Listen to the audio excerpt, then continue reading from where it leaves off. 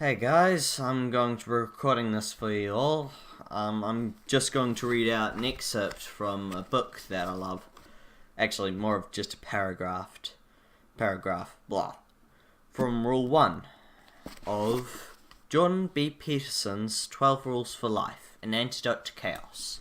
I'm planning on doing some more voice acting in the close around-ish future. But I want to show you guys my voice a bit more properly, without the video game shit around. So this is just me, my mic, and me reading a paragraph from this. Maybe more, maybe less. It all depends how far I get into it. Lobsters and territory. If you are like most people, you don't often think about lobsters, unless you are eating one. However, these interesting and delicious crustaceans are very much worth considering. Their nervous systems are comparatively simple, with large, easily observable neurons, the magic cells of the brain. Because of this, scientists have been able to map the neural circuitry of lobsters very accurately. This has helped us understand the structure and function of the brain and behavior of more complex animals, including human beings. Lobsters have more in common with you than you might think, particularly when you're feeling crabby. Lobsters live on the ocean floor. They need a home base down there, a range within which they hunt for prey and scavenge around for stray edible bits and pieces of whatever rains down from the continual chaos of carnage and death far above. They want somewhere secure, where hunting and the gathering of food is good. They want a home.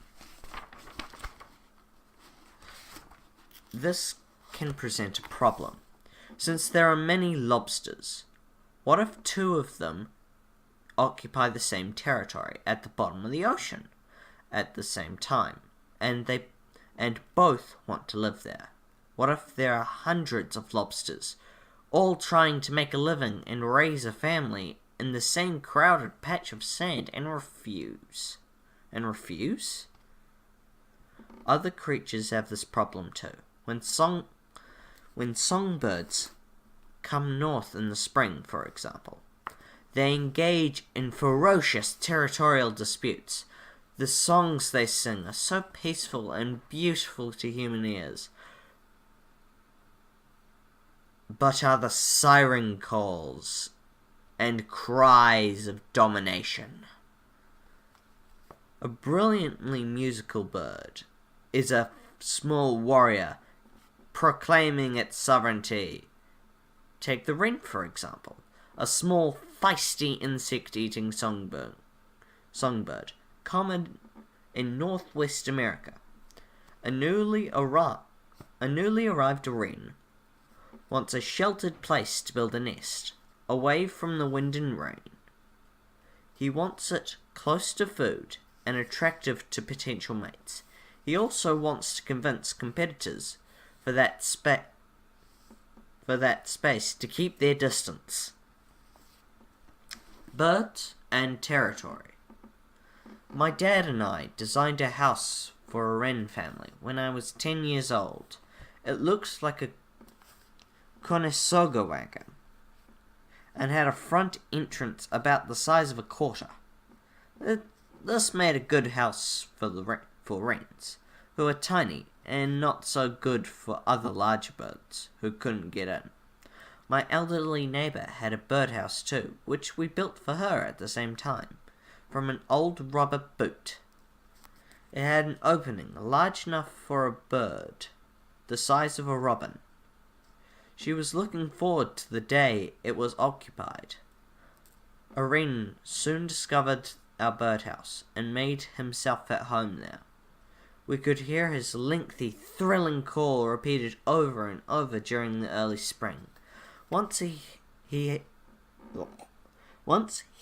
built his nest in the small covered wagon.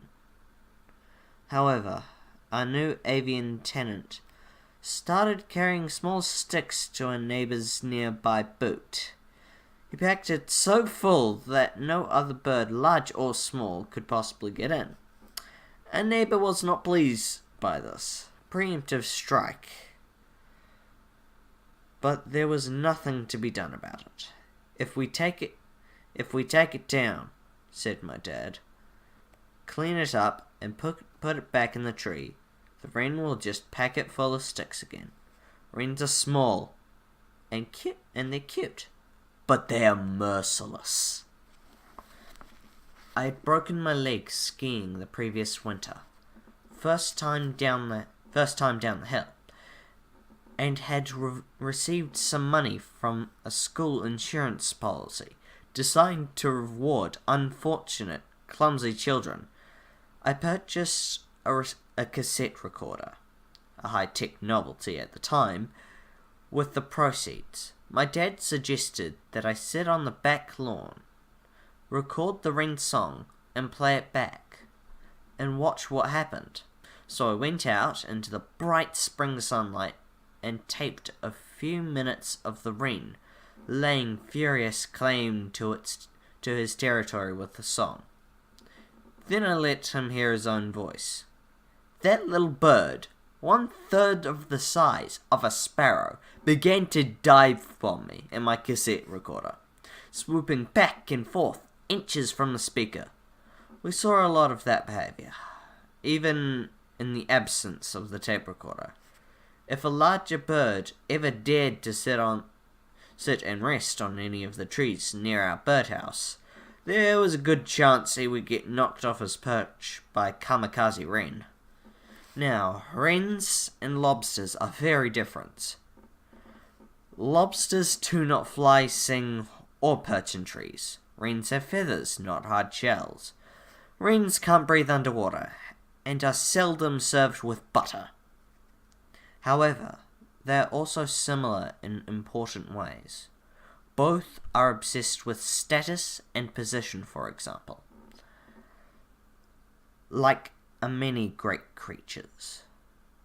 The Norwegian zoologist and comparative psychologist Thorleif Skjeldrup Ibbe observed back in 1912 that it is common that even the common barnyard chickens established a pecking order.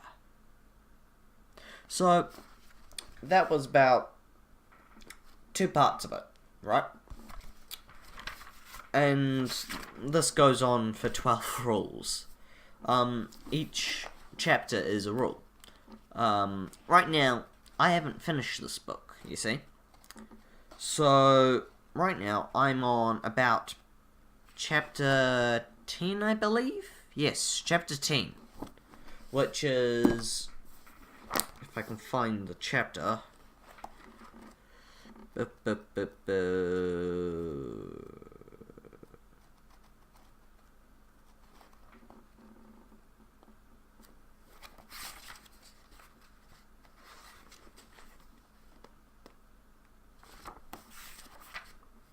Be precise in your speech. That is chapter 10. Now, I want you guys in the comments, please tell me how I was. I want honest criticism. If you're new, if you've just seen my channel because you're passing by, hello, welcome, and enjoy your stay, I guess. My channel is small, very, very small, like micro-sized, yet it packs powerful punch. Enjoy everything here. I'll see you guys next time. Make sure to comment about how you thought this went, and I'll see you guys in the next video. Jane!